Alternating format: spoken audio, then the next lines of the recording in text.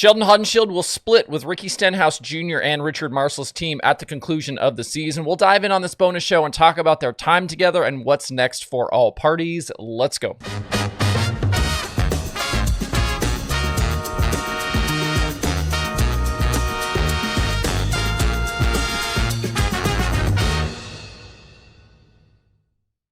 It's Friday, September 5th. I'm Justin Fiedler. This is Dirt Tracker Daily presented by Kubota Genuine Parts. If you want to make sure you are always in the dirt racing loop, up on the latest news, results, and chatter, hit that subscribe button on YouTube or the podcast places. You can also like and follow Dirt Tracker on Facebook. That will make sure you never miss a fresh daily show. Video versions of the daily are usually posted 5 days a week to YouTube, Facebook, and Spotify.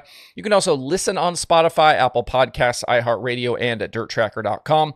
Full show transcripts are also available at dirttracker.com/daily if you'd like to read the show, if you know someone who is hard of hearing. And everything I've just mentioned here, it's free to do. The daily show is always free to watch and listen to. The next milestone we're trying to reach is 50,000 on both YouTube and Facebook. So welcome into a little bit of bonus daily for this Friday. I wanted to put a show together to talk about the news from yesterday evening that Sheldon Haudenschild will depart the Stenhouse Jr. Marshall team at the end of 2025 with the World of Outlaws Sprint Car Series season. Both Sheldon and the team making the announcement yesterday around 5:30 p.m. Eastern Time. It was the usual stuff in the two team statements pointing out the accomplishments and everyone thanking each other for the time together. Neither SJM or Sheldon elaborated on 2026 plans, but we'll come back around to that in a bit. I did get asked on social media yesterday if I expected this move, and the answer was yes. There have been rumblings in recent days that Sheldon was lining up a new deal and that crew chief Kyle Ripper was coming with him. It seems like there's been some unrest with this team for a while, as there was also very quiet chatter last offseason that Sheldon and Ripper were shopping a move around. That obviously didn't come to fruition, but now here we are. Looking at his career up to this point, Haudenschild was a World of Outlaws rookie in 2017, but he did that driving in family-owned equipment. He didn't move over to the SJM team until the 2018 season. As an aside on the history of that 17 team, if you remember back to 2016, the 17 was originally the 17W that started out as the Matt Wood-owned team for Brian Clausen. The original plan was for that team to shift to full-time World of Outlaws competition for 2017, but as we know, that never happened after we lost Clausen. Later in 2016, Kerry Madsen got in that car and ended up finishing the season. But for 2017, the team became Stenhouse Jr. Wood Racing, and Joey Saldana was the driver with backing from Roth Investments and Elk Grove Ford. Saldana, though, struggled through the first half of that World of Outlaws season, and he was dropped right before the Kings Royal. In 37 Outlaw starts, Saldana had just 11 top 10 finishes. After that, Jack Haudenschild then filled in for the rest of the season. We know Nos came on board during that stretch with Jack in the car. And then for 2018, Sheldon then took it over. And the move paid off almost immediately, with Sheldon scoring his first career Outlaw win in his first series start aboard the 17. Since pairing up, it was 44 Outlaw wins together, which is at the moment good for 19th all-time with the Outlaws. Sheldon tied with Logan Schuchart. The team, though, never really able to kind of contend for a title. 2020 was the best end of the season result with a 4th place championship run, and that was their best season average finish. 2020, the best season for Sheldon in most statistical categories except wins. The peak season for wins was 2022 with 9. For most of the run together, though, this team has always been kind of the same. 5th to 7th in the points, good for a decent amount of wins, but they never took steps forward beyond 2020.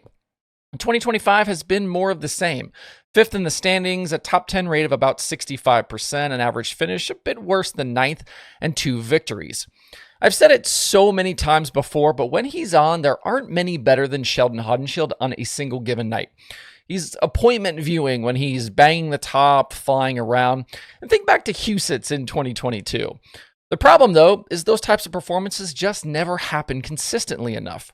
And consider this, Haudenschild has won 44 races, but since 2017, he's led laps in 89 races. That means he's won less than 50% of the races in which he's led laps. Over that span, of the top 10 drivers with the most Outlaw wins, only Darren Pittman has a worse percentage there. And Pittman hasn't been a full-time driver since 2020. For comparison, David Gravel has won 71.5% of races in which he's led laps. And the average among those top 10 drivers is 60%. If Sheldon was at least at that average of 60%, he'd be at 53 or 54 wins. So now that we know it's coming to an end, what's next? Well, via the announcements, we know that Sheldon and crew chief Kyle Ripper are staying together. SJM also thanked Ripper for his contributions, and Sheldon's statement said, quote, "Looking ahead, Sheldon Haudenschild and crew chief Kyle Ripper are excited to build on their success and future into the future in 2026, unquote. The speculation about where Sheldon is going was obviously running rampant yesterday, but I'd keep an eye on the KCP18 team. I know a lot thought maybe the TSR 15, but a lot of the talk out there centers around the 18.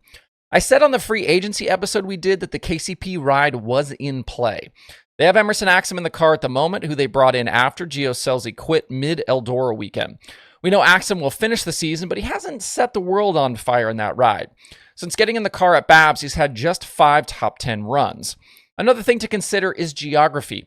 KCP is based near Knoxville, which is the area in which Kyle Ripper lives. That will certainly make it easier for him to be home more often and keep up those race cars. And I would imagine that Sheldon doesn't quit one ride until he has the other lined up, but stay tuned for the official announcement here. And if that happens, I think it's likely Axsom will go back in the Klossmeyer Petrie car for 2026. As for a series choice for Sheldon, this one seems TBD. Given recent events, it seems a lot of folks think a flip to Height Limit is in the cards, but I don't know that the recent penalty will play a serious role in where he decides to race for next year. The other big question, obviously, is the NOS sponsorship. Jeremy Elliott reported this morning that NOS will continue with SJM, but it wouldn't be surprised if they weren't also on whatever car Sheldon ends up in. We know NOS and program manager Lauren Albano aren't afraid to spread the love around. The future for the 17, though, seems much more murky at the moment. This could be a possible landing spot for Donny Schatz, but it's also been floated they could shut down completely. Schatz's name is also popping up other places, so I don't know that I put a lot of stock in either of those directions currently. I'm sure the Stenhouse and Richard Marshall phones are already ringing off the hook today with interested drivers. It was less than 2 weeks ago that we did a show about some of the potential sprint car moves to come, and I said there would be other domino effects and more changes. And there are more surprises to come. Unsettled situations right now that we know about include Tony Stewart Racing, obviously Donny Schatz, the Myers 14, Gio Scelzi, and Spencer Basin. There are also rumors, like I said, about KCP, Casey Kane Racing, CJB is popping up a lot, and that's before we even talk crew chiefs and series choices. Don't go anywhere, friends. We are just getting started here. That's enough for today. Hope you guys have a great Friday out there. We'll see you right back here on Sunday.